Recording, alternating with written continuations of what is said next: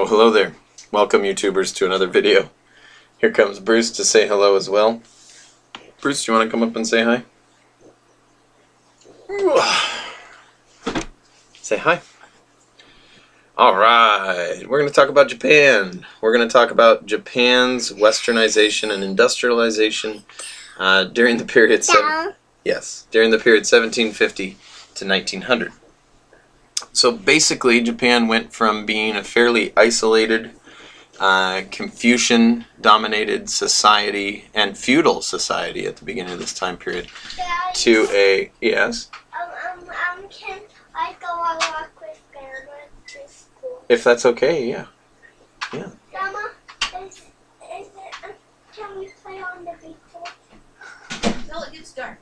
Yeah, until it gets dark. So they went into a much more westernized state of politics, kind of an enlightened state of politics with also Western forms of industrialization to improve the economy of Japan. And this happened really rapidly. It happened within about the first 30-35 years of what's known as the Meiji period, or the Meiji reforms. And this was the new emperor post Tokugawa shogunate. So how did this happen? We're going to bring up a few different ways. So first of all, let's talk about some Japanese education up until this point. There were a few different schools in Japan, which essentially, schools of thought. The first type of school that was being used in Japan during this time period was the Terakoya schools. And the Terakoya schools were the schools for the common people, which taught basic reading, writing, and Confucianism. And the effect that these schools had was to create a much more literate and educated society. Elsewhere in the world, there wasn't the same type of literacy or levels of education, except for in the Western European countries, which were moving toward universal education. There was also a very active national studies group, which essentially focused on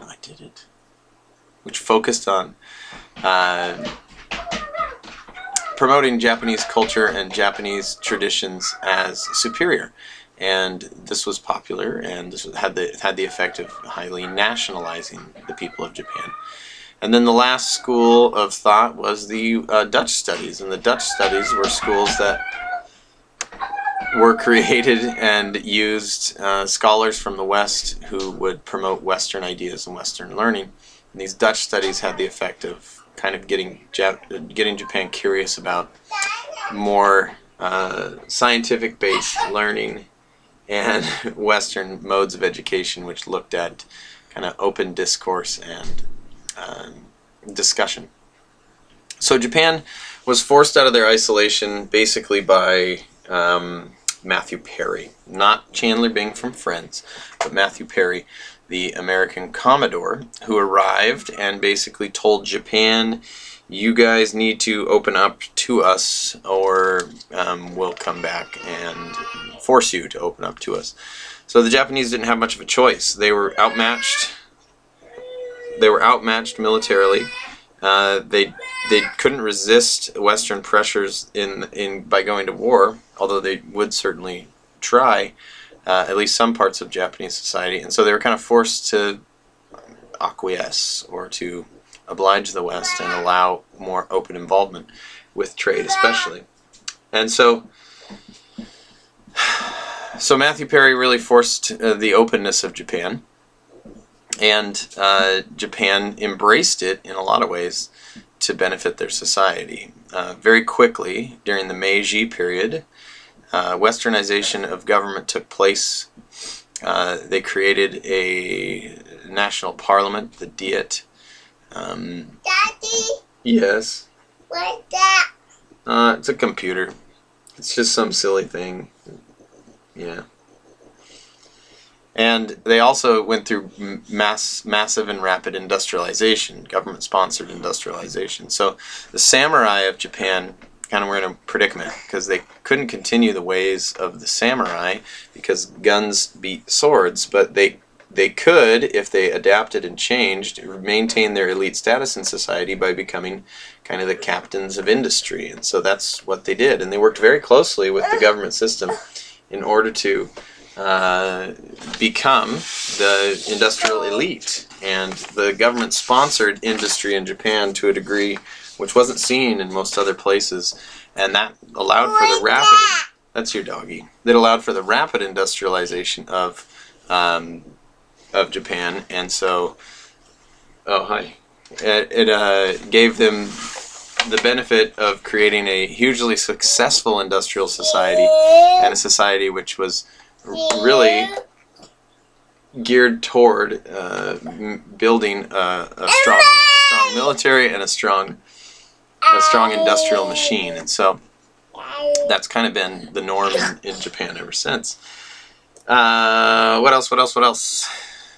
Oh, this it also enabled them to have a much higher capacity for warfare. And so really quickly after industrializing, Japan realized they needed more raw materials and resources because they were a very small group of islands. And so in order to do so, they began to attack. And the Sino-Japanese War was one of their first big imperial maneuvers into China, which they were able to defeat the Chinese fairly quickly and then gain some influence in that region while the rest of the European powers were there as well. And then fought against the Russians in some area north of Korea and gained territory in that region of the world. And then by 1910 they had annexed Korea, and so they were really becoming a strong military powerhouse. And this was mostly due to the fact that they had industrialized so quickly. So we've covered some of the big basic ideas in Japanese history at this time period and why they were so quickly able to industrialize and become more like the West. But they also were able to maintain their really distinct Japanese identity. They weren't necessarily selling out everything, because the people of Japan, while they did adopt some Western styles when it came to clothes and personal habits, they did not adopt Christianity for the most part. By and large, it was ignored. They didn't adopt Western language as their norm, and they didn't succumb to Western pressure to be mini Europeans. In fact, it might have been the Europeans' racism that led Japan to maintaining their own unique cultural identity and keeping Japanese nationalism at an all-time high. Later on in the next unit, we'll discuss Japan's involvement in World War I and how that kind of propelled them into their position in World War II. So until then, be awesome, and I will talk to you later.